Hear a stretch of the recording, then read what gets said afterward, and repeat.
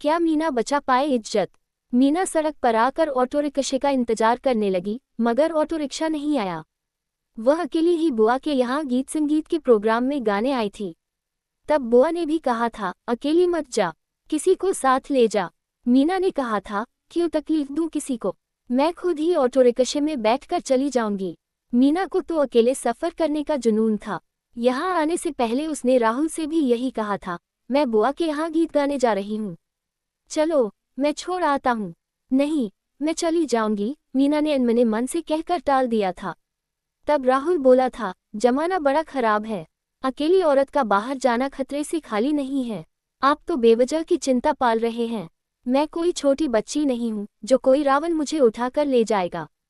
ये तुम नहीं, तुम्हारा अहम बोल रहा है। समझाते हुए एक बार फिर राहुल बोला था, जब से दिल्ली में चलती बस में निर्भया के साथ घटना घटित हुई है, इस दुनिया में कितनी औरतें ऐसी हैं जो अकेले ही नौकरी कर रही हैं। बीच में ही बात काटते हुए मीना बोली थी, मैं तो बस गीत गाकर वापस आ जाऊंगी। यहाँ से उसकी बुआ का घर 3 किलोमीटर दूर है। वह ऑटो रिक्शे में बैठकर बुआ के यहाँ पहुँच गई थी। वहाँ जाकर राहुल को फोन कर दिया था कि वह बुआ के यहाँ पहुँच गई है। फिर वह बुआ के परिवार में ही खो गई। मगर अब रात को सड़क पर आकर ऑटो रिक्शे का इंतजार करना उसे महंगा पड़ने लगा था। जैसे जैसे रात गहराती जा रही थी, सन्नाटा पसरता जा रहा था। इक्का दुक्का आदमी उसे अजीब सी निगाह डालकर गुजर रहे थे। जितने भी ऑटो रिक्शे वाले गुजरे, वे सब भरे हुए थे।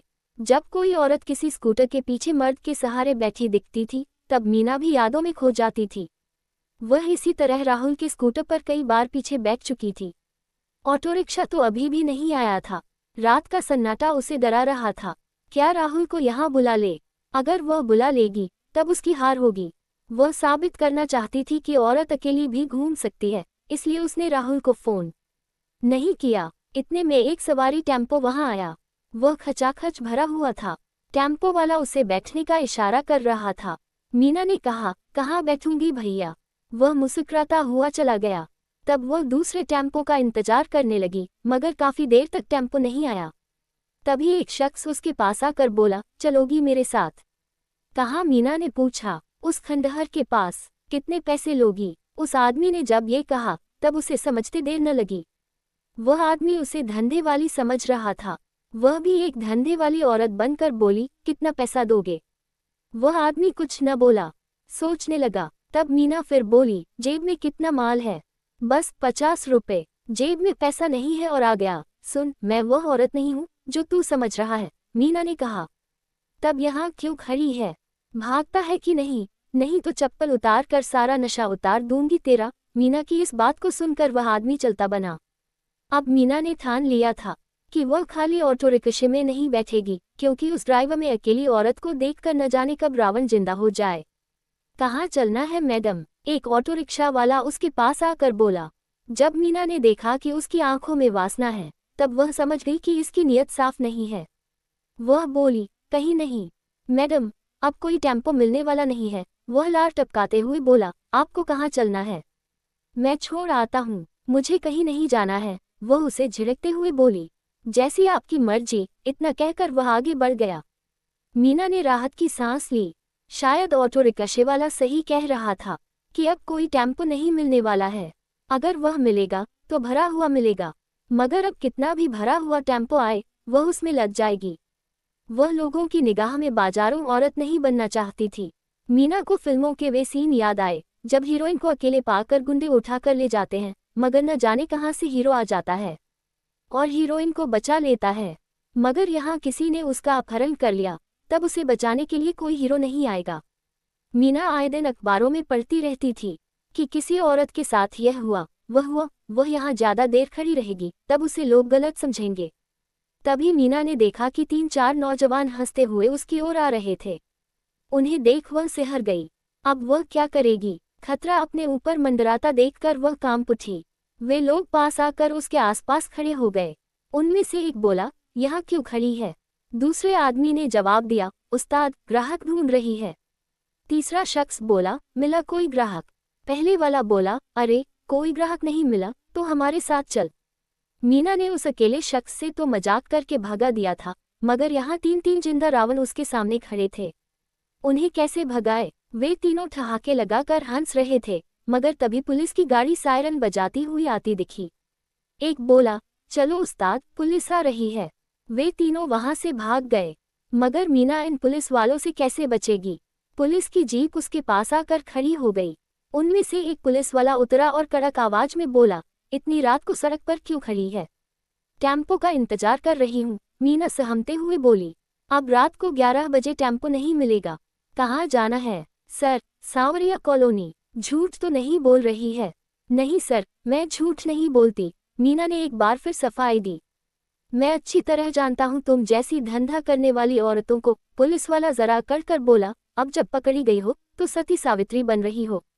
बता, वे तीनों लोग कौन थे? मुझे नहीं मालूम सर। झूठ बोलते शर्म नहीं आती तुझे? पुलिस वाला फिर गरजा। मैं सच कह रही हूँ सर। वह तीनों कौन थे? मुझे कुछ नहीं मालूम। मुझे अकेली देखकर वे तीनों आए थे। मैं वैसी औरत नहीं हूँ जो आप समझ रहे हैं, मीना ने अपनी सफाई दी। चल थाने, वहाँ सब असलियत का पता चल जाएगा। चल बैठ जीप में, सुना कि नहीं? सर, मुझे मत ले चलो, मैं घरेलू औरत हूँ। अरे, तू घर गृहस्थी वाली औरत है तो रात के 11 बजे यहाँ क्या कर रही है? ठीक है, बता तेरा पति कहाँ है? सर, वे तो घर में हैं। मतलब, वही हुआ ना, तू धंधा करने के लिए रात को अकेली निकली है और अपने पति की आंखों में धूल झोंक रही है। तेरा झूठ यही पकड़ा गया। अच्छा, अब बता कि तू कहाँ से आ रही है? बुआ के यहाँ गीत संगीत के प्रोग्राम में आई थी सर, वही देर हो गई। फिर झूठ बोल रही है। बैक जीप में पुलिस वाला अब तक उस पर शिकंजा कस चुका था। ठीक है सर, अगर आपको यकीन नहीं हो रहा है तो मैं उन्हें फ़ोन करके बुलाती हूँ ताकि आपको असलियत का पता चल जाए, कहकर वह पर्स में से मोबाइल फ़ोन निकालने लगी। तभी पुलिस वाला दहाड़ा, इसकी कोई ज़रूरत नहीं है। मुझे मालूम है कि तू अपने पति को बुलाकर उसके सामने अपने को सती सावित्री साबित करना चाहेगी। सीधे सीधे क्यों नहीं कह देती है कि तू धंधा करती है? मीना की आंखों के आगे अंधेरा छाने लगा था कि तभी अचानक राहुल उसे गाड़ी से आता दिखाई दिया। उसने आवाज लगाई, राहुल राहुल। राहुल पास आकर बोला, अरे मीना, तुम यहाँ? अचानक उसकी नज़र जब पुलिस पर पड़ी तब वह हैरानी से आंखें फाड़ते हुए देखता रहा। पुलिस वाला उसे देखकर गरजा, तुम कौन हो? मैं इसका पति हूँ। तुझे झूठ बोलते हुए शर्म नहीं आती? पुलिस वाला अपनी वर्दी का रोब दिखाते हुए बोला, तुम दोनों मुझे बेवकूफ़ बना रहे हो। अपनी पत्नी से धंधा कराते हुए तुझे शर्म नहीं आती? चल थाने में जब डंडे पड़ेंगे तब भूल जाएगा अपनी पत्नी से धंधा कराना। ये सुनकर राहुल हाथ जोड़ता हुआ बोला, आप यकीन रखिए सर, यह मेरी पत्नी है। बुआ के यहाँ गीत गाने अकेली गई थी। लौटने में जब देर हो गई तब बुआ ने बताया कि यह तो घंटे भर पहले ही निकल चुकी है। जब ये घर न पहुंची तब मैं इसे ढूंढने के लिए निकला। अगर आपको यकीन न हो तो मैं बुआ को यहीं बुला लेता हूँ। ठीक है, तुम झूठ तो नहीं बोल रहे हो? पुलिस वाले ने जरा नर्म पड़ते हुए कहा।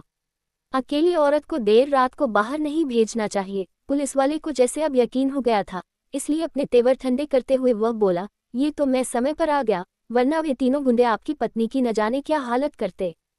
फिर आप लोग पुलिस वालों को बदनाम करते। गलती हमारी है, आगे से मैं ध्यान रखूंगा, राहुल ने हाथ जोड़कर माफी मांगते हुए कहा।